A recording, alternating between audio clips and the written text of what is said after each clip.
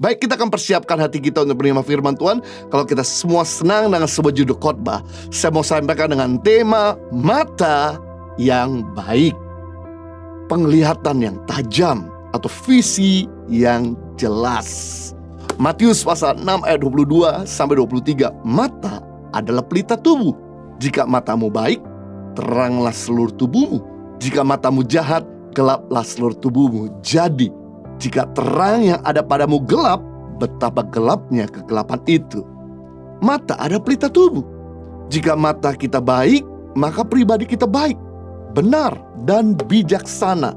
Namun jika mata kita buruk, maka buruklah pribadi kita, masa depan kita. Jadi, baik atau buruknya hidup seseorang ditentukan dari matanya, visinya, sudut pandangnya, pengertiannya, penglihatannya. Mata adalah sebuah karunia dari Tuhan dan merupakan salah satu aset yang sangat berharga yang manusia bisa miliki. Melalui mata kita dapat mengetahui dan mengenal keindahan dunia dan orang-orang di sekeliling kita. Kita melihat dunia dan mulai memahaminya melalui mata kita. Lalu apa yang terjadi jika mata kita gelap atau kegelapan hadir? Maka kita tidak bisa berbuat apa-apa. Kita akan mati kutu, tidak bisa bergerak, tidak bisa kemana-mana. Bahkan melihat telapak tangan kita saja gak kelihatan bagaimana kita bisa melakukan aktivitas. Jadi penglihatan kita perlu kita jaga agar tetap baik dan tetap bisa melihat ke depan, bahkan membuat pribadi kita dan masa depan kita baik pula. Karena visi, kemampuan seseorang melihat sebuah akhir dari permulaan. Visi, kemampuan seseorang melihat garis akhir pada garis awal. Nah, saya mau bagi kepada kita semua ada 3 hal bagaimana penglihatan kita semakin tajam. Yang pertama, untuk membuat penglihatan kita semakin tajam, ketika mata hati kita terang, ketika hati kita apik, ketika hati kita benar, bersih, bening, maka semakin bersih hati kita, semakin terang penglihatan kita, semakin tajam visi yang kita bisa lihat ke depan. Untuk mengerti tujuan hidup kita, kita perlu memiliki hati yang bening. Karena hati yang bening adalah pintu gerbang Tuhan menjatuhkan hikmat. Sedangkan hati yang kotor penghambat datangnya hikmat dan pengertian. Efesus pasal 1 ayat 18. Dan supaya ia menjadikan mata hatimu terang, agar kamu mengerti pengharapan apakah yang terkandung di dalam panggilannya. Betapa kayanya kemuliaan bagian ditentukannya bagi orang-orang kudus. Jadi betapa kayanya rahasia yang ditentukan bagi orang-orang yang hatinya terang. Betapa miskinnya buat mereka yang hatinya gelap. Tuhan tidak akan nyatakan rahasianya kepada mereka. Efesus pasal 1 ayat 18 dalam terjemahan firman Allah yang hidup dikatakan, saya berdoa, kata Paulus kepada jemaat di Efesus, supaya hati saudara dipenuhi dengan terang, sehingga dapat memperoleh pengertian mengenai masa depan yang telah disediakannya bagi saudara. Ketika hati kita terang, dipenuhi dengan kebenaran firman Tuhan, maka kita semakin mengerti mengenai masa depan kita. Ketika hati kita gelap, maka gelaplah masa depan kita. Kenapa Tuhan mengingatkan kita untuk menjaga hati? Karena 90% masalah kehidupan manusia bersumber dari hatinya sendiri.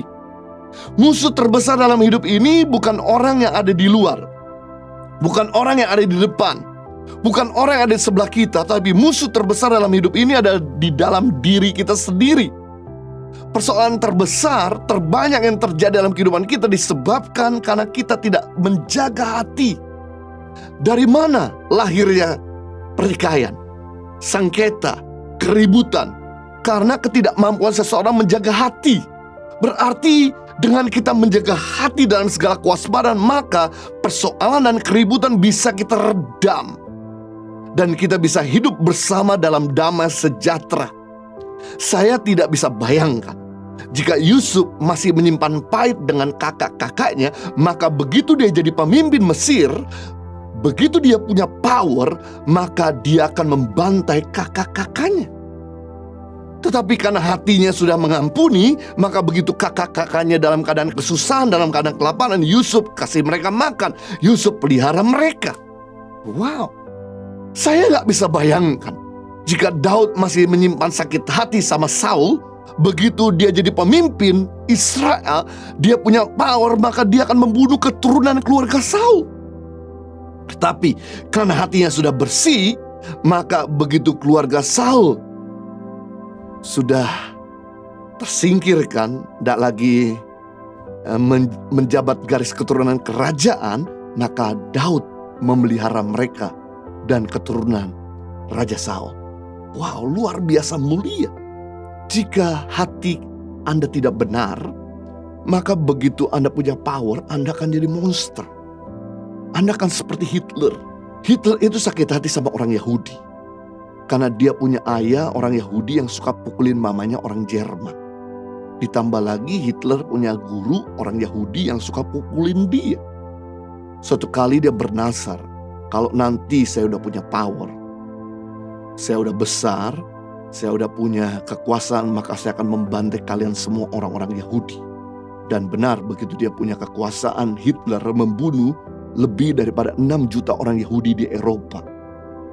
Betapa mengerikan ketika seseorang punya jabatan, tapi masih menyimpan pahit dan kekecewaan. Semua dosa dan kejahatan dimulai dari hati. Bahkan ada 3 dosa pertama di dunia ini yang dimulai dari hati. Yang pertama, dosa kesombongan atau hati kesombongan yang dilakukan oleh Lucifer, si iblis, malaikat yang ada di surga. Yang kedua, dosa pertama yang ada di dunia ini, dosa pemberontakan atau dosa hati yang tidak taat. Adam dan Hawa yang mengabaikan suara Tuhan, mengambil buah pohon pengetahuan baik dan jahat, membuat akhirnya mereka mati dan dosa hadir di dunia ini. Yang ketiga, dosa pertama yang hadir di dunia ini yaitu dosa iri hati yang dilakukan oleh Kain kepada Habel adiknya, membuktikan ternyata sumber masalah itu berasal dari hati. Jadi penting sekali untuk menjaga hati kita bening agar mata kita, pribadi kita dan masa depan kita pun baik. Matius pasal 5 ayat 8, berbahagialah orang yang suci hatinya karena mereka akan melihat Allah.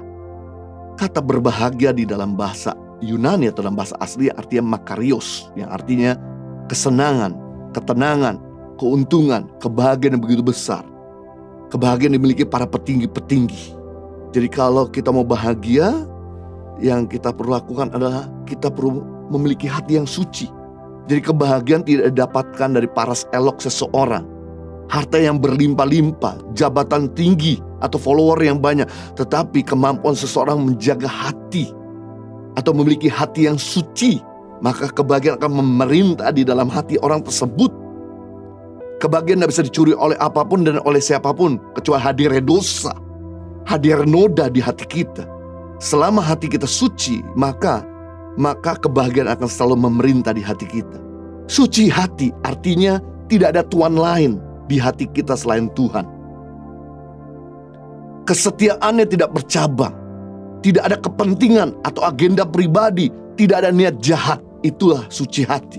Suci hati itu artinya dipisahkan untuk sesuatu yang lebih besar dan luar biasa.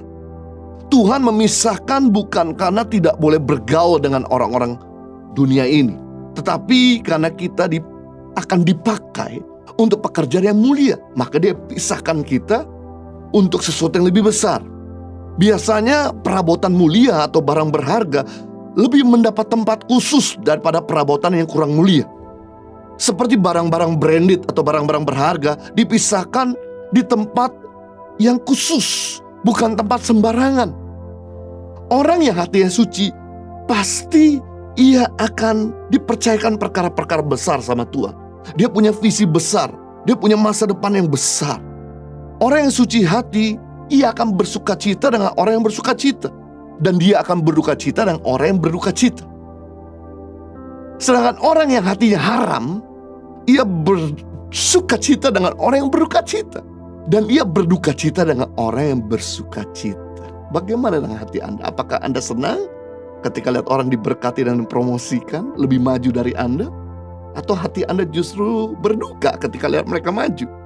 Bagaimana hati Anda ketika lihat musuhmu tergelincir, apakah Anda bersuka cita atau Anda ikut berduka cita dan segera menolong mereka? Orang kalau berduka cita, dia segera lakukan sesuatu. Dia nggak akan mungkin biarkan duka cita terus berlarut-larut. Sama hal kalau Anda lihat orang berduka cita, Anda nggak akan tinggal diam. Anda akan buat sesuatu untuk orang itu. Orang yang hatinya suci akan melihat Allah. Kata melihat Allah, mengalami Tuhan. Akan merasakan kemuliaan Tuhan, berkat Tuhan, kuasa Tuhan, mujizat Tuhan, dan perkenanan Tuhan. Kalau Tuhan aja bisa dilihat, maka rencana Tuhan yang begitu besar bisa kita lihat juga. Jadi kita belajar bagaimana penglihatan kita semakin tajam ketika kita mampu menjaga hati kita tetap terang. Yang kedua, bagaimana penglihatan kita semakin tajam? Fokus pada gaya kehidupan Tuhan Yesus. Jangan broken fokus. Matius pasal 6 ayat 22 dalam King James Version bahasa Inggris, "The light of the body is the eye. If therefore thine eye be single, thy whole body shall be full of light." Saya terjemahkan dalam bahasa Indonesia, mata adalah pelita tubuh. Jika matamu tunggal, fokus, teranglah seluruh tubuhmu. Wow. Ketika mata kita fokus, tunggal di sini bukan mata kita satu atau picek. Biasanya kalau kita sedang membidik, maka kita harus membuat mata kita jadi tunggal. Agar kita bisa fokus, agar kita bisa makin tajam, makin jauh penglihatan kita. Fokus membuat kita bisa mendarat pada target. Tapi broken fokus membuat kita tidak bisa mencapai target. Saya teringat ketika saya diundang pelayanan di Kota Pekanbaru, terjadi kabut asap karena kebakaran hutan, mengakibatkan jarak pandang di bawah 140 meter. Sedangkan sebuah pesawat untuk bisa mendarat dibutuhkan jarak pandang minimal 1.200 meter. Nah, ketika kabut asap itu menutupi Kota Pekanbaru, maka kami coba mendarat beberapa kali, gagal. Pertama kali mau coba mendarat di landasan, karena kabut asap yang tebal, jarak pandang yang minim, mengakibatkan ternyata landasan masih ada di depan, jadi pesawat take off lagi naik ke atas. Kami coba mendarat kali kedua, ternyata kaget. Landasan agak sedikit ketinggalan di belakang. Akhirnya pesawat naik lagi ke atas. Kami berputar-putar di atas sampai menunggu kabut clear. Tapi kabut nggak clear juga. Bahan bakar kita mau habis. Akhirnya kita dialihkan untuk ke Pulau Batam. Sambil menunggu hujan turun atau kabut mulai reda, diisi bahan bakar pesawat kami. Begitu kami dengar berita hujan turun, betapa sukacitanya. Dan kemudian mulai clear dan mulai jelas. Maka kami mulai terbang lagi dari Pulau Batam ke Kota Pekanbaru. Dan begitu sampai di Kota Pekanbaru, karena jarak pandang yang cukup jelas, fokusnya kelihatan, landasannya kelihatan, maka kami punya pesawat bisa mendarat dengan nyaman dan selamat. Membuktikan di sini yang membuat kita bisa mendarat pada rencana Tuhan adalah fokus. Coba kita nggak fokus atau miring sedikit, maka ujungnya sudah ada di tempat yang berbeda. Kecelakaan lalu lintas terbanyak belakangan ini terjadi karena supirnya main HP saat mengendarai mobil tersebut. Karena fokusnya terpecah, maka kecelakaan tidak bisa dihindari. Itulah sebabnya hampir sebagian negara memberlakukan denda atau fine bagi mereka yang memegang HP ketika mengendarai mobil. Hal yang sama juga yang menyebabkan kita mengalami kecelakaan rohani atau membuat kita jatuh dalam dosa karena broken focus. Karena kita nggak fokus pada kebenaran. Kita berdiri di atas dua perahu, suam-suam kuku. Sometimes kita timbul, sometimes kita tenggelam. Kadang kita berapi-api, kadang kita nggak berapi-api. Kadang kita hidup suci, kadang kita hidup nggak suci. Suka icip-icip dosa. Inilah yang membatalkan rencana Tuhan dalam kehidupan kita. Bukan Tuhan ingkar janji, bukan Tuhan tidak bisa mengenapi janji dalam hidup kita, tapi yang menggagalkan rencana Tuhan dalam kehidupan kita karena kita suka bermain-main dalam dosa, gagal fokus, gagal melakukan kebenaran.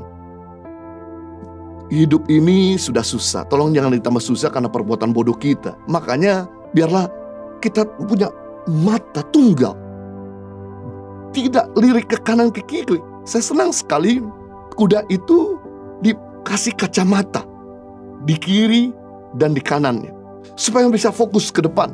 Sebab kalau matanya dia bisa kemana-mana, membuat dia susah dikendalikan, membuat dia bisa ngeyel, membuat dia bisa lari kemana-mana, tidak bisa mengikuti tuannya kemana tuannya arahkan. Nah, sama dengan hidup ini, menyebabkan kita gagal fokus adalah karena kita nggak tajam, kita nggak bisa konsentrasi kepada hidup dalam kebenaran.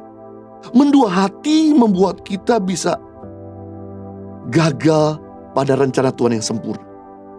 Kita lebih menempatkan uang daripada Tuhan, atau kita tuh diperhamba oleh harta. Ini menyebabkan gagal fokus.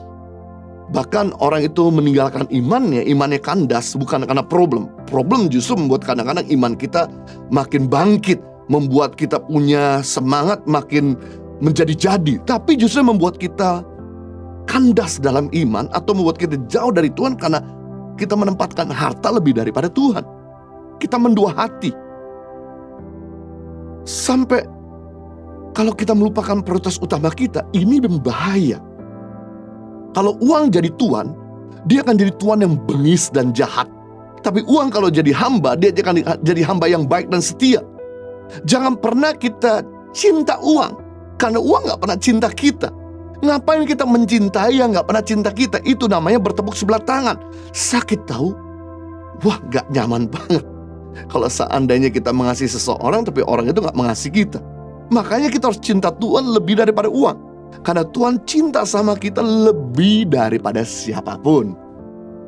Ketika kita fokus pada Tuhan, maka kita akan menjadi seperti Dia.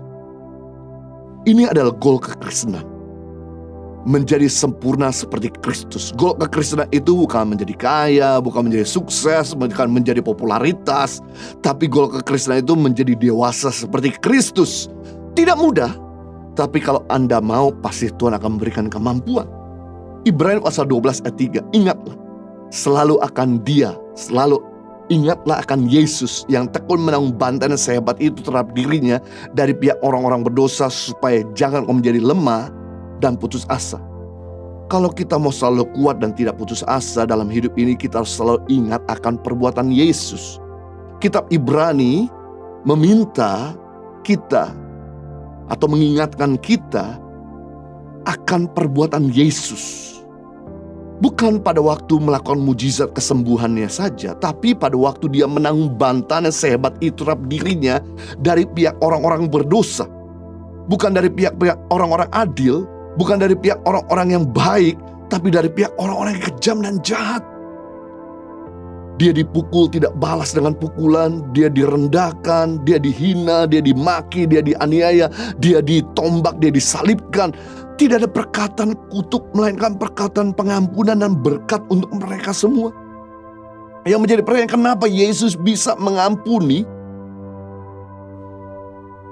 dan tidak menyimpan pahit di dalam hatinya? Padahal Yesus sendiri masih manusia. Pada waktu Yesus di bumi, dia 100% manusia, dia 100% Tuhan. Masih ada sisi manusia, kita aja yang punya Roh Kudus, yang ada Tuhan di dalam diri kita, kita masih bisa emosi ketika orang maki-maki, ketika orang hina kita, ketika orang aniaya kita. Kita bisa punya niat untuk membalas dendam. Nah, bagaimana cara Yesus membunuh benih negatif di dalam hatinya? Ternyata Yesus punya kerangka berpikir, bukan apa yang orang lain lakukan kepadaku, tapi apa yang aku bisa lakukan buat orang lain. Wow, ini adalah hal yang menarik. Yesus selalu punya kerangka berpikir, bukan apa yang orang lain bisa lakukan padaku, tapi apa yang aku bisa lakukan buat orang lain. Kita perlu belajar di sini agar kita juga punya kerangka berpikir yang sama seperti Yesus. Bukan apa yang orang lain bisa lakukan pada kita, tapi apa yang kita bisa lakukan buat orang lain. Nah, ini bedanya antara teroris sama Yesus.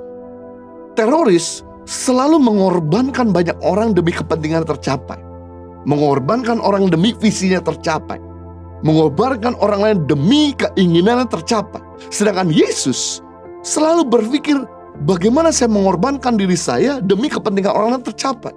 Dia punya kerangka berpikir, bagaimana saya mengorbankan diri saya demi keinginan orang lain tercapai, demi kebutuhan orang lain terpenuhi. Makanya dia korbankan dirinya supaya saudara selamat, supaya kita dipulihkan, supaya kita disembuhkan, supaya kita dibebaskan dari kutuk. Nah, saya rindu setiap kita ini jangan jadi teroris tapi jadi Yesus. Setelah ibadah online ini, mari kita punya kerangka berpikir. Bukan apa yang istri, suami, anak, orang tua bisa lakukan pada kita, tapi apa yang kita bisa lakukan untuk mereka. Besok masuk kerja tidak lagi berpikir apa yang perusahaan bisa lakukan pada kita, tapi apa yang kita bisa lakukan untuk perusahaan kita. Besok masuk kerja tidak lagi berpikir apa yang pegawai bisa lakukan pada kita, tapi apa yang kita bisa lakukan terbaik untuk pegawai kita. Kita tinggal di negara ini, tidak lagi berpikir apa yang bangsa ini bisa lakukan pada kita, tapi apa yang kita bisa lakukan untuk bangsa ini. Bangsa ini sudah berbuat banyak, sudah kasih banyak hal. Dengan mengurangi pajak, kasih vaksin gratis, sekolah pengobatan terjangkau, bantuan bagi mereka yang kena korban bencana alam dan sebagainya. Pertanyaannya adalah, apa yang Anda sudah lakukan untuk bangsa saudara, negara saudara? Don't ask what your country can do for you, but ask what you can do for your country. Jangan tanyakan apa yang bangsa ini bisa lakukan pada Anda, tapi tanyakan apa yang Anda bisa lakukan kepada negara saudara. Jadi kita belajar bagaimana penglihatan kita semakin tajam, yaitu ketika kita fokus pada gaya kehidupan Yesus. Yang ketiga, bagaimana penglihatan kita semakin tajam? Berdoa minta Tuhan membuka mata hati kita. Berdoa artinya menyediakan waktu untuk Tuhan bicara kepada kita. Bergaul dengan Tuhan, berdiskusi dengan Tuhan, mencurahkan isi hati kita kepada Tuhan. Jangan sibuk terus dengan urusan sendiri. Karena ketika kita tidak berdoa, maka kita tidak mendapatkan apa-apa. Berdoa adalah sarana komunikasi untuk kita menerima anugerah Tuhan. Berdoalah minta pengertian. Berdoalah minta hikmat. Berdoalah minta visi dari Tuhan. Berdoalah minta apa yang Tuhan kehendaki dalam kehidupan kita. Berdoalah minta tuntunannya, pimpinannya. Dengan demikian kita tidak lagi bersandar pada pengertian kita sendiri. Semua yang lahir dari Tuhan jauh lebih efektif, efisien dan produktif. Tapi semua yang lahir dari kekuatan sendiri akan melelahkan, membuat kita burn out. Ciri-ciri orang yang tidak punya visi, yang tidak pernah berdoa meminta mata hatinya diterangi sama Tuhan, matanya untuk bisa lihat ke depan. Yang pertama, mudah menyerah pada saat menghadapi tantangan. Orang kalau nggak punya visi itu, dia nggak punya endurance yang kokoh, nggak punya ketahanan yang kuat. Sumbunya pendek. Yesus kenapa tidak pernah menyerah dengan penderitaan yang begitu hebat, yang begitu dahsyat, yang begitu panjang, yang begitu menyakitkan? Karena dia punya visi untuk menyelamatkan kita dan menyelamatkan dunia ini. Kalau dia sampai menyerah, maka visinya nggak jadi kenyataan. Tapi karena dia punya visi agar saudara diselamatkan, makanya dia terus maju tantangan seberat apapun. Orang tuh kalau punya visi, dia punya endurance, ketahanan yang kokoh, solid dan teguh. Yang kedua, orang kalau nggak punya visi akan selalu berputar pada poros yang sama, sehingga menghabiskan begitu banyak waktu, energi, uang dan tenaga. Orang kalau nggak punya visi akan kembali kepada masa lalunya, karena nggak bisa lihat ke depan, jadi lihat ke belakang. Belakang selalu lebih baik daripada yang ada di depan. Apa yang terjadi di belakang itu lebih berkesan daripada apa yang terjadi pada saat ini. Ketika murid-murid Yesus kehilangan visi karena pemimpinnya mati di atas kayu salib, mereka kembali kepada kehidupan lama mereka. Yang tadinya mereka udah jadi seorang penjala manusia, mereka kembali menjadi penjala ikan. Mereka kembali lagi kepada kehidupan yang lama. Mereka gak punya lagi semangat untuk menjalankan kehidupan dan masa depannya. Kenapa? Karena udah visinya gak kelihatan. Yang dia lihat masa lalu. Kenapa seringkali kita jatuh bangun dalam dosa yang sama? Disebabkan anak kita dia punya visi. Helen Keller, seorang yang buta, yang tuli, yang bisu, duduk di atas kursi roda.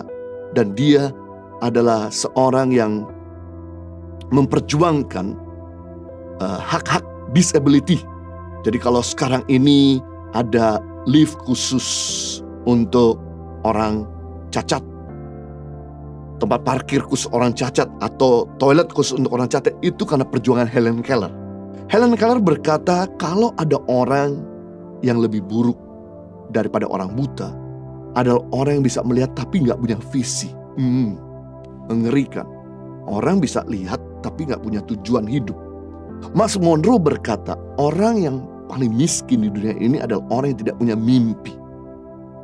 Orang yang paling frustasi di dunia ini adalah orang yang punya mimpi tapi tidak tahu merealisasikannya, mewujudkannya.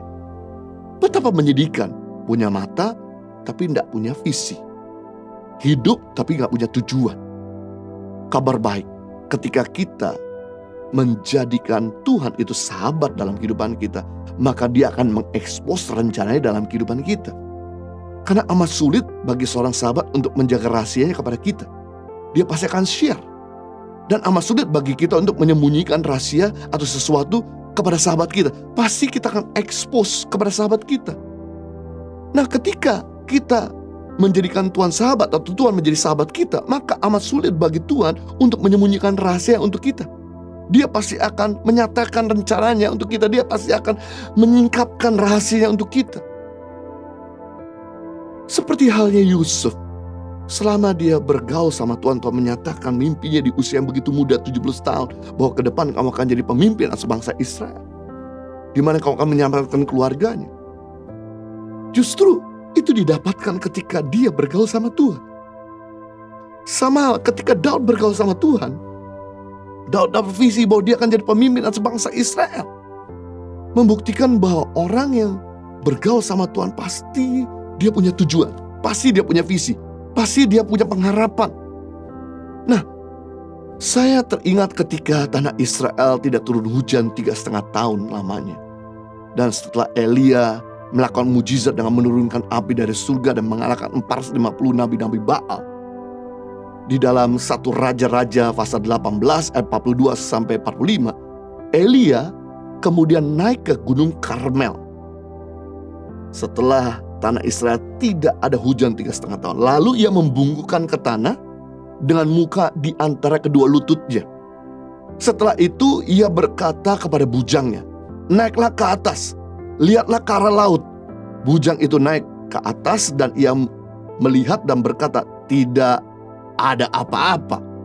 Kata Elia, pergilah sekali lagi. Demikian sampai 7 kali. Pada ke-7 kalinya, berkatalah bujangnya itu, wah, awan kecil sebesar telapak tangan timbul dari laut. Maka dalam sekejap mata, langit menjadi kelam oleh badai. Lalu turunlah hujan yang lebat. Wow, Elia manusia biasa sama seperti kita. Hanya bedanya Elia kuat berdoa. Ketika tanah Israel tidak turun hujan 3,5 tahun lamanya, Elia gak kecewa, Elia gak down, Elia gak pesimis. Sebentar lagi saya akan mati karena gak ada lagi makanan. Yang dilakukan sama Elia, Elia naik ke Gunung Karmel. Dia berdoa berlutut sampai mukanya di tanah. Dan itu tidak langsung terjadi sesuatu. Dan dia meminta untuk bujang yang melihat dan tidak terjadi apa-apa. Sampai 7 kali Elia berdoa. 7 itu angka sempurna. Jadi kalau sampai Anda nggak dapat jawaban doa, yang Anda lakukan teruslah berdoa. Teruslah bertanya. Teruslah menyenangkan hati Tuhan. Pasti dia akan berbuat sesuatu. Sampai 7 kali dia berdoa baru kelihatan awan sebesar telapak tangan. Dan dalam sekejap mata awan yang sebesar telapak tangan itu menjadi kelam. Dan turunlah hujan yang lebat. Oh my goodness. Jadi kalau Anda belum dapat visi atau belum mendapatkan tujuan hidup, panggilan hidup, atau kejelasan dari Tuhan, jangan berhenti berdoa. Coba terus bertanya. Coba melakukan petisi, permohonan kepada Dia. Terus meminta. Maka Dia akan menunjukkan tanda awan sebesar telapak tangan. Dan ketika kita ikutin arahannya, tuntunannya, pimpinannya, walaupun sulit, harus meninggalkan zona nyaman kita, maka saya percaya Dia akan membawa kita kepada tanah perjanjiannya. Seperti Abraham, disuruh Tuhan untuk keluar dari kampung halamannya. Dan Tuhan berkata, aku akan memberikan tanah yang akan kujanjikan kepadamu. Dia harus meninggalkan rasa nyamannya. Walaupun seperti tanah itu gak tahu ada di mana. Tapi ketika Abraham mengikuti pimpinan Tuhan selangkah demi selangkah, proses demi proses, tekanan demi tekanan, panas demi panas, bahkan juga masalah demi masalah. Tapi ketika dia tidak menyerah, mengikuti tujuan dan visi yang Tuhan berikan, akhirnya dia semakin mendekat pada rencana Tuhan. Jadi kita belajar bagaimana membuat penglihatan kita tajam ketika kita tekun berdoa dan bergaul sama Tuhan. Jadi kita belajar hari ini bagaimana penglihatan kita semakin tajam. Yang pertama, ketika mata hati kita terang. Yang kedua, fokus pada gaya kehidupan Tuhan Yesus. Dan yang ketiga, berdoa minta Tuhan membuka mata hati kita. Saya berdoa agar saudara semakin mengerti tujuan Tuhan dalam hidup saudara di tahun 2022. Mari kita berdoa. Bapa di surga, terima kasih untuk firman-Mu yang telah menginspirasi dan memberkati kami. Kami sungguh hari ini belajar agar mata kami perlu dijaga. Mata kami, visi kami, penglihatan kami ini tetap bisa lihat ke depan. Jangan sampai masalah membuat kami akhirnya menunduk atau lihat ke belakang. Tapi justru kami tetap bisa lihat ke depan. Agar kami bisa terus traveling menuju kepada rencana Tuhan yang ada di depan. Yang pertama yang kami lakukan, kami menjaga hati. Agar hati kami bening, hati kami benar. Semakin benar hati kami, semakin tajam penglihatan kami. Yang kedua, fokus pada gaya kehidupan Yesus. Kami gak mau broken fokus. Kami gak mau bercabang hati. Kami gak mau bercabang tujuan. Tapi kami mau jadikan Tuhan segala-galanya dalam kehidupan kami. Di tempat pertama, kami mengerti prioritas. Maka ketika kami memprioritaskan Tuhan, dan Tuhan akan terus memprioritaskan rencananya dalam kehidupan kami. Yang ketiga, kami belajar untuk terus berdoa, tekun berdoa, bergaul terus dengan Tuhan, maka Tuhan akan mengekspos rencananya dalam kehidupan kami. Tidak ada seorang pun yang tidak bisa mendapatkan rencana Tuhan. Karena rencana Tuhan bukan hanya untuk para hamba Tuhan, bukan cuma para pendeta, bukan cuma orang-orang rohaniawan, tapi rencana Tuhan diberikan bagi setiap orang yang hidup bersama dengan Tuhan dan bergaul sama Tuhan. Sehingga akhirnya perjalanan mereka di sepanjang tahun 2022 dan selanjutnya akan terus berjalan dalam kemenangan, berjalan mendekati rencana Tuhan, berjalan dengan antusias, dan bahkan kami boleh melihat rencana-Mu semakin tergenapi dan semakin besar terjadi dalam kehidupan kami. Demi nama Yesus, kami berucap syukur sama-sama, kita katakan amin.